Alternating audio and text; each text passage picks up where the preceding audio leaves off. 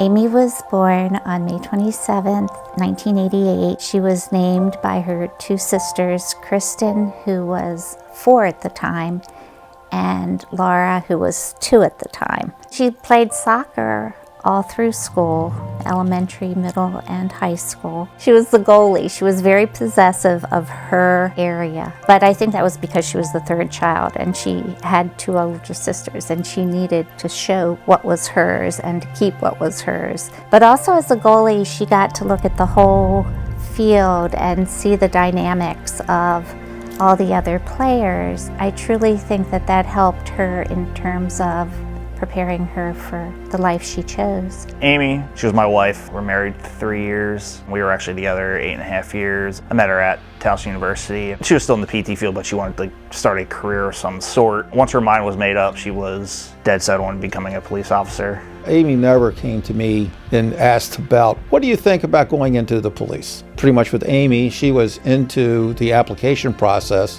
when we were notified by her that this is the direction she was going. She researched the departments that she wanted to apply to, and she only applied to Baltimore County. According to Amy, with the research she had done, she truly thought Baltimore County was the best of the best, and she was either going to apply there or nowhere.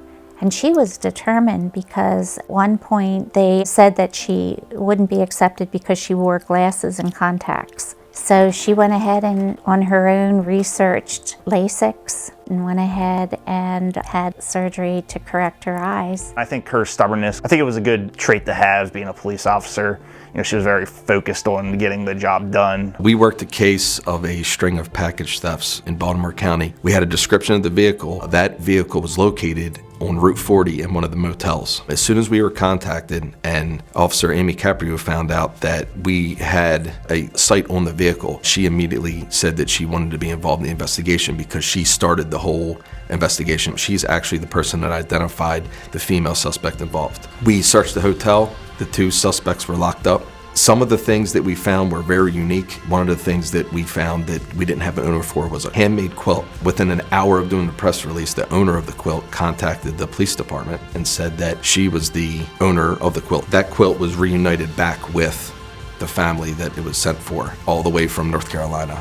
In the funeral of Officer Caprio, her mother stood at the podium and spoke about quilts, and she took a quilt up there with her. She talked about how each person had a patch on the quilt of each other's lives. You receive a patch and you're given a patch. She talked about how each person touches each person's life. They make your quilt. I thought that that was some type of sign that I'm glad I had the honor to work that case with Amy. On May 21st of 2018, in the early afternoon, Officer Amy Sorrells Caprio was killed in the line of duty. She was investigating a burglary in progress. She came across the suspect. That suspect was about to exit his car but got back into it and drove over and killed her. She was a fine officer and was showing all the attributes of someone who you would like to have leading this department in the future. These men and women rose to the occasion.